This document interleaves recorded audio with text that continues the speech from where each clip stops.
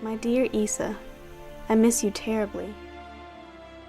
I remember my life as a child, although it sometimes seems it was only a dream. Remember My Issa started as a family project. My grandmother passed away right before we started filming, and she was very interested in the novel. I used to go over to her house and read it to her. And I felt that it was a really good way to bring my family together, and it's a project that we could all work on together that she would have really, really enjoyed doing. Remember My Issa is a story, a historical fiction story set in the 1700s. The main character, the protagonist, is a Temiquian Indian girl raised in a Spanish mission village called Nombre de Dios.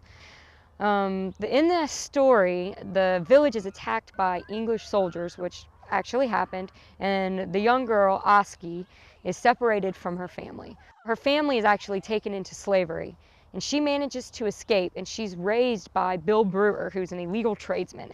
And basically, it just skyrockets from there, where it's all kinds of intercrossing plots between pirates and Oski and her wanting to go find her family throughout this whole thing. And I've always been very interested in history, so making a period film just kind of fell in line. When I think of stories, they're almost always from history. So it just seemed natural when I started working in film and doing my novels that I would just stick with that history that I've always really felt connected to.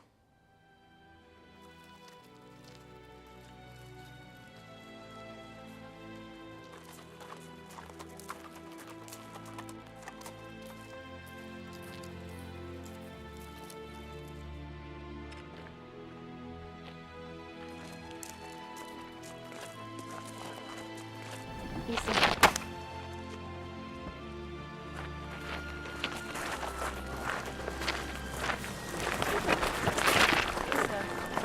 Sorry, my name's Gabriella. Can I help you? No, I'm sorry.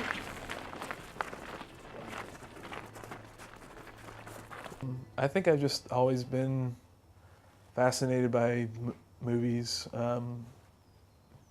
The ability to communicate through movies is just amazing. You know, millions of people see this and are moved by it, and I think they're just fascinating.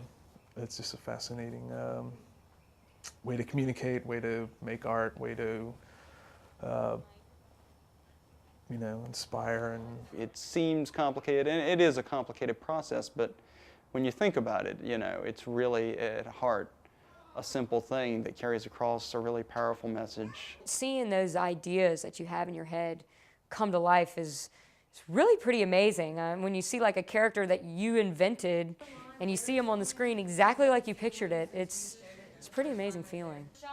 You feel it in the pit of your stomach, just this tingling sensation building up.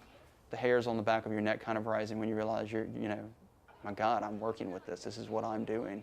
And everyone else is kind of oohing and eyeing, staring at it, and you know, it's a strange sensation, but it feels great. I mean, it's really amazing when you see all these people come together to make something like this happen, and to me, having all them being volunteers, it's impressive, and I've learned that people really can step up to the plate, and they, you know, when they share passions, stuff can really come together. You can definitely see how there's steps of progression coming in each time we come. Each time we're here, everybody gets a little more excited about it. Everybody gets a little more into character. It's becoming a family. And the closer you get, the better the production is coming out, the better the quality. And it's just, I don't know, it's becoming a love of us all. Try the 9 times table. 9 times 1 is 9. 9 times 2 is 18. Oh, Makia, what are you doing back so soon? yeah.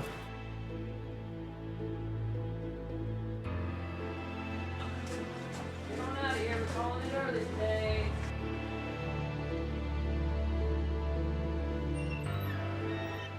The filming is going better than I would have ever expected.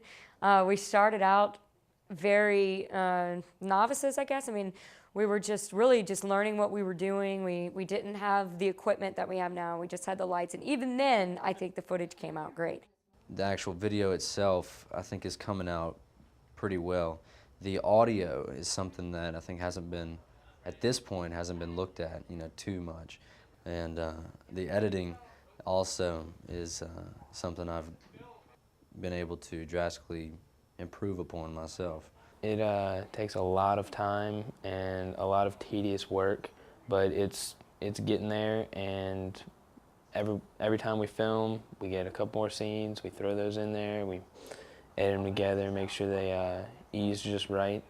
Everybody really works together during the editing. I usually put like a rough cut together of the takes that I think are really good, and then the tech crew all gets together and we take a look at what I've done and really tweak it and fix it up, and it's really a group effort to get that done.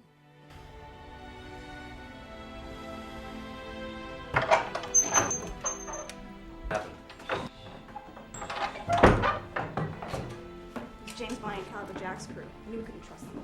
He isn't safe here. You have to move. Where? Nowhere in town's safe. What about the village? You mean Nombre de Dios? No, Maki, we can't lead him there. What if they follow us? Well, then where else will you bring him? Come on, Alex, they won't think to look there, and Father Nenez can help us. He knows about healing herbs. Well, you have to leave now. We don't have much time. I'm gonna head to town and find a doctor we can trust. I'll meet you back at the village. My goals for this film are being met every time we meet. Just building on what we know, getting better, making things to where each time we get together, each time we do something, it gets closer and closer to looking like something that's professionally produced. My goals, what I'd like to see is it to be entered in a few different film festivals. And I'd hope to see it on DVD and available on the website in the future. I'd like to follow with Carrie. We're thinking about doing another movie, and I'm hoping to follow him with that because it's really getting exciting. Carrie and I, as well as other members of the cast and crew of Remember My Issa, have been kind of putting around some more ideas, possibly instead of feature length, maybe the next time trying to go for something of a short nature so we can turn it around faster. We definitely have some projects in mind, and this definitely is not the end for us.